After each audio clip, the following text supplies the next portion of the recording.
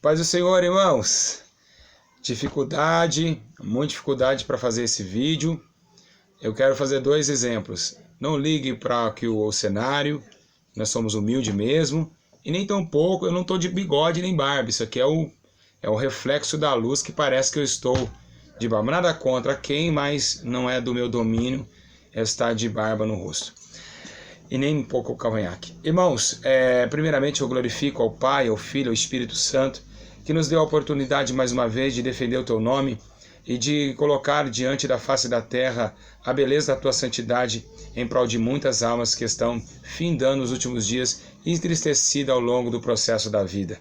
Creio eu que Deus, o nosso Salvador, Senhor Jesus Cristo, que colocou as suas mãos no madeiro a ser furada por nós, está olhando para nós agora, porque ele mesmo disse, dizendo assim, estaria conosco todos os dias até a consumação dos séculos e séculos. Como é prometido, quero agradecer primeiro a Deus, que tem me dado muitas vitórias, tem me dado muito carinho, muita atenção. O Espírito Santo tem sido muito amigo, muito conselheiro e muito amigável. Agradeço ao Senhor por ter colocado a minha vida em pauta diante da face da terra e restabelecido um momento diferente no meu ministério. Creio agora que todos os irmãos que estão nos vendo e nos ouvindo também estão na mesma graça do unigênito de Deus. Sei que é um culto ao vivo, sei que aonde nós moramos somos humildes, mas estamos aqui porque nós somos humildes, porque graças a Deus não queremos enriquecer com o dinheiro de igreja e tampouco cobrar para fazer a obra do Senhor. Então, se nós formos sofrer com arroz sem mistura, damos glória a Deus. Se for sofrer a pé, damos glória a Deus. Então, nós aceitamos aquilo que Deus tem para nós com toda audácia, com toda longanimidade e com toda graças, porque o Senhor é Deus e será com mistura, Deus é Deus. Sem mistura, Deus também é Deus. E a contente, Deus é Deus, com coração entristecido, Deus também é Deus. É glorificado em todo o tempo, exaltado e dominador de todas as coisas. E é por isso que o céu manifesta diante da sua glória e os anciões, os 24, ainda jogam coroas de ouro dizendo: Santo, Santo, Santo é o Senhor dos exércitos, e toda a terra está cheia da tua glória. Aleluia. Quero agradecer a Deus também que essa semana fizemos 30 mil inscritos. Foi uma benção. Aí você me perguntaram um dia: Pastor Júnior, mas espera aí, um canal como você era para ter 1 milhão. Não, irmãos, não é para ter 1 milhão. Nunca vocês vão falar assim: inscreva no canal, dá like. Nunca, porque isso é coisa do homem de Deus. O homem de Deus faz a obra. O que Jesus disse para os discípulos? Olha, ninguém vem a mim se meu Pai não trazer a mim. Então eu não estou preocupado com até quando eu vou alcançar. Eu estou preocupado com aqueles que alcançarem, dominar a eles para que eles possam estar na presença do Senhor até nos últimos dias, que falta da restante. Em breve nós vamos embora daqui. Aleluia. Bom, como é prometido, foi essa semana inteira falando sobre as bodas de Caná. Em João, capítulo de número 2, está escrito sobre as bodas de Caná.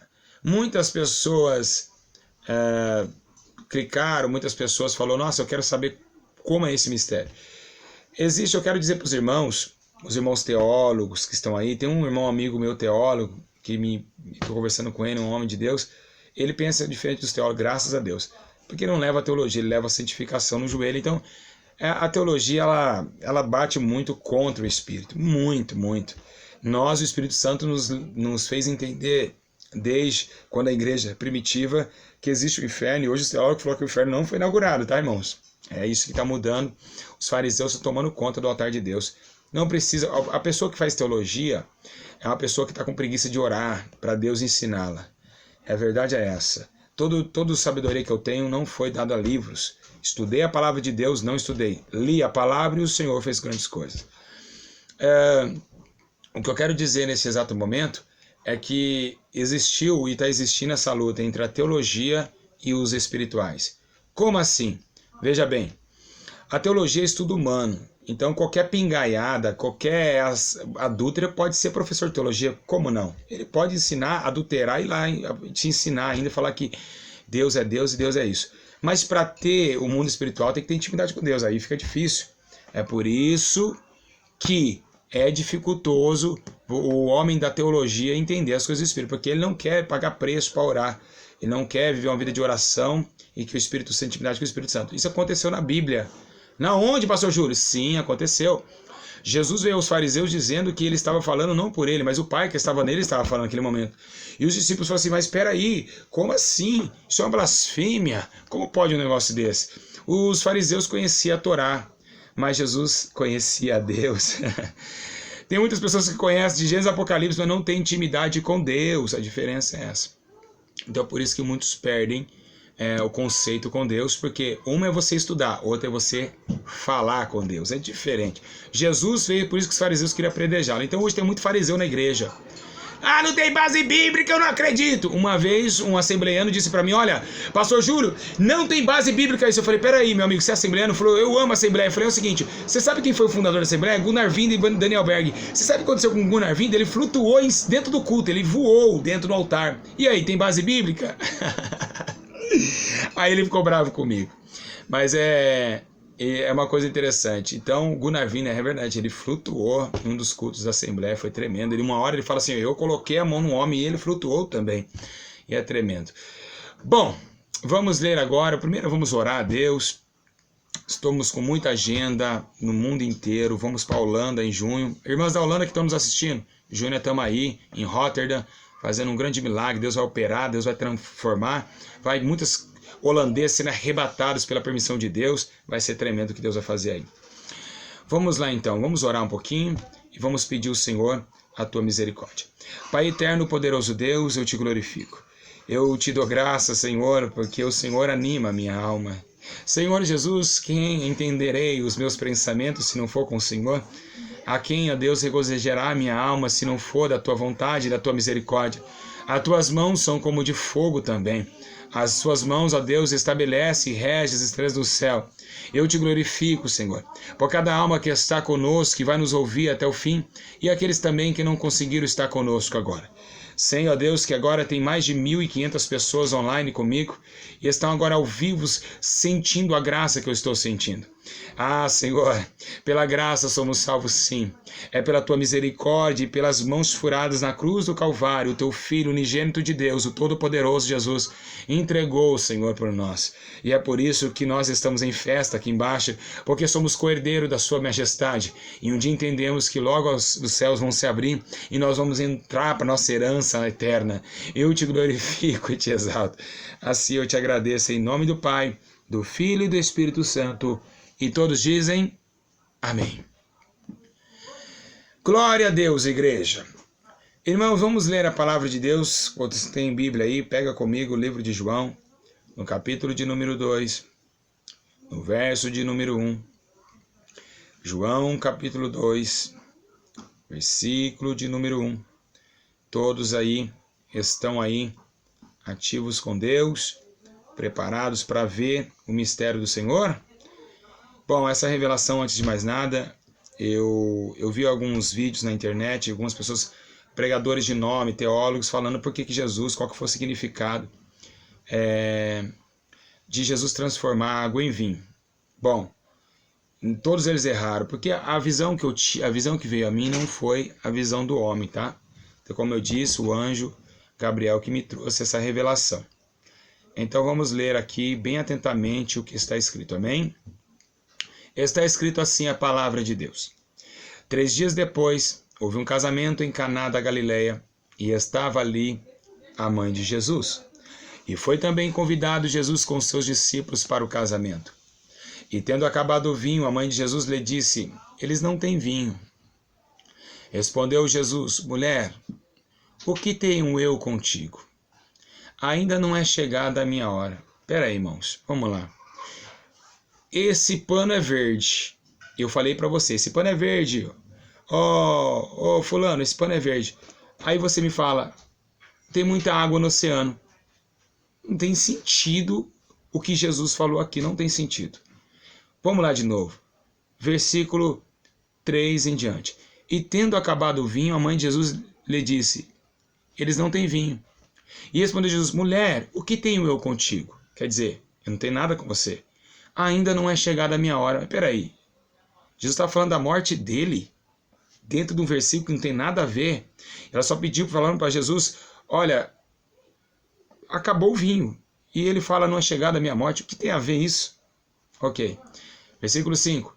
Disse então sua mãe aos serventes, fazei tudo quanto ele vos disser. Ora, estavam ali postas 6 talhas de pedra, para as purificações dos judeus, em cada um cabiam 2 ou 3 metretas.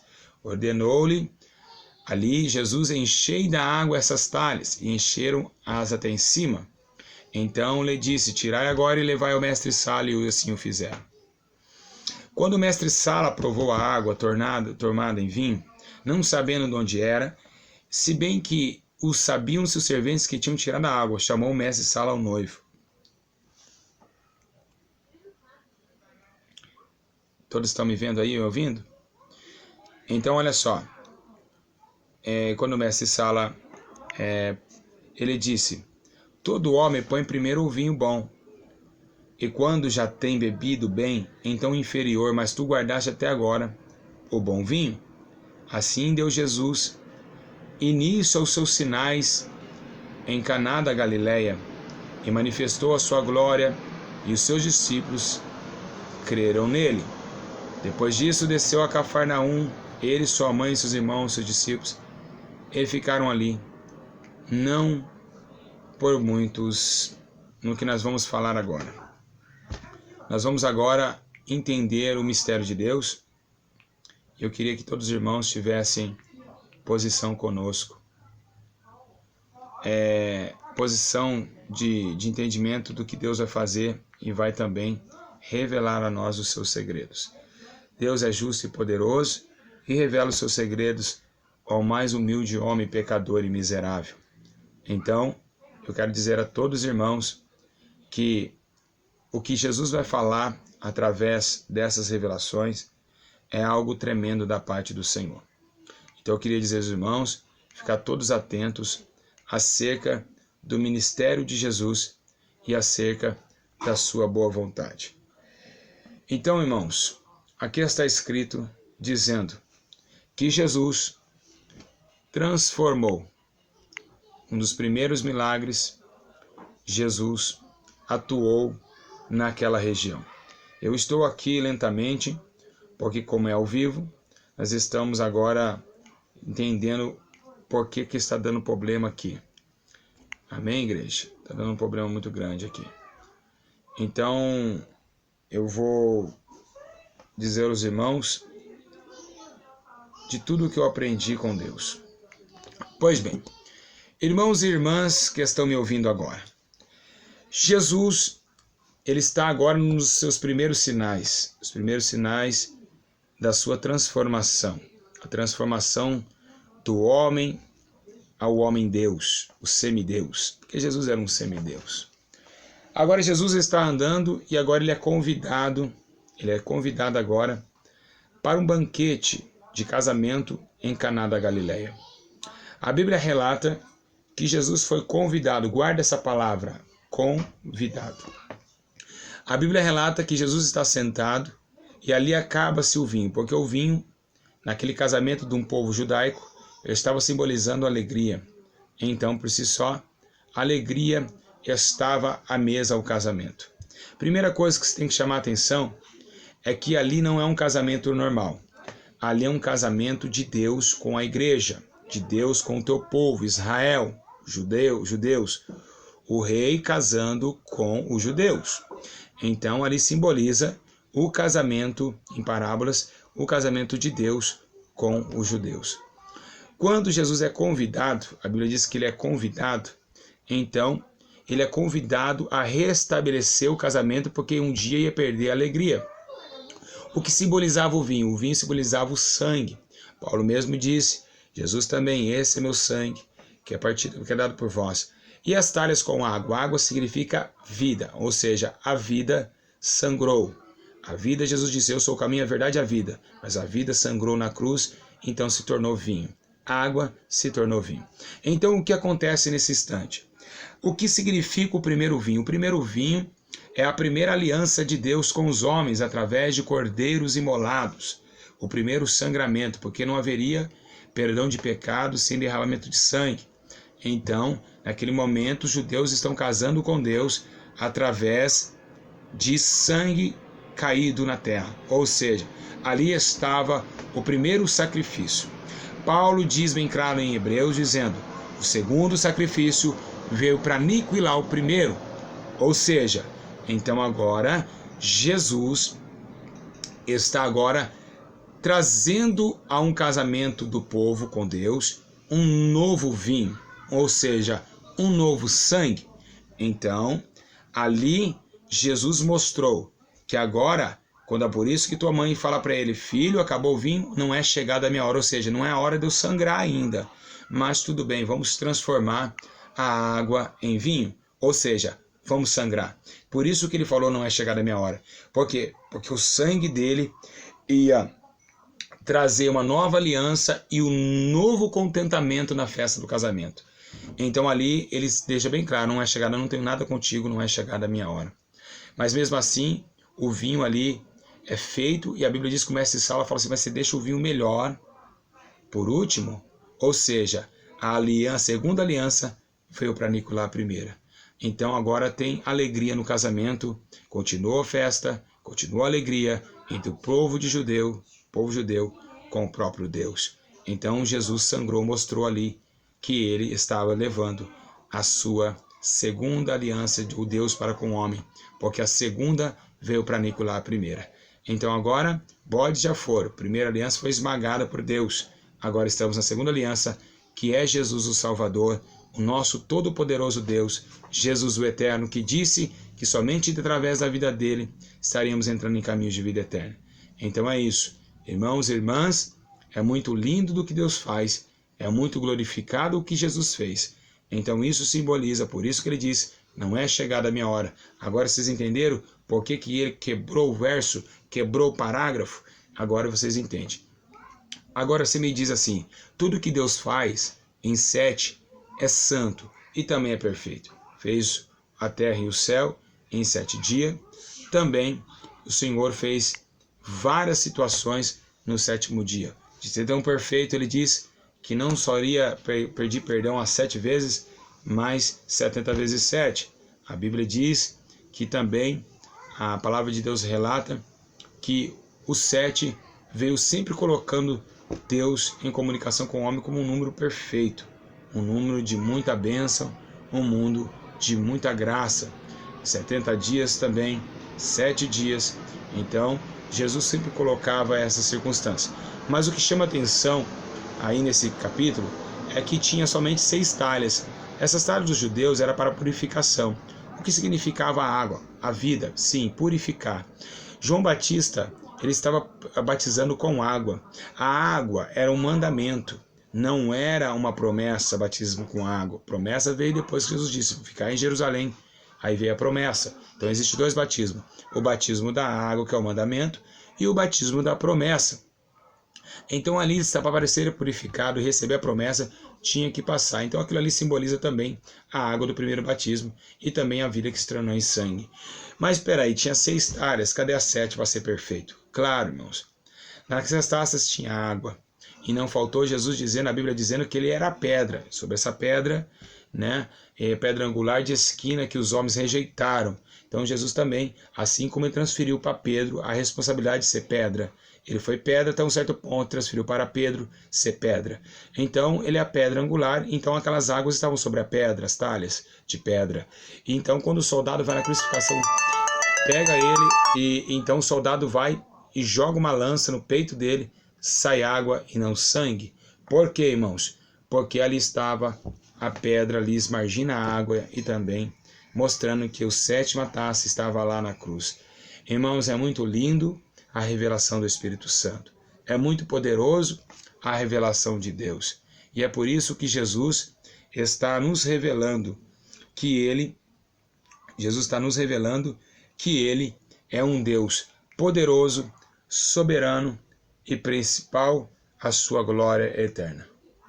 Então eu quero dizer a todos os irmãos que a revelação de Deus é mostrando que o Senhor colocou sobre ele a responsabilidade de colocar uma nova aliança com os homens. Os homens se firmaram em uma nova aliança e agora nós podemos buscar a santidade e a salvação através do conhecimento de Deus e também da santidade do sacrifício de Jesus.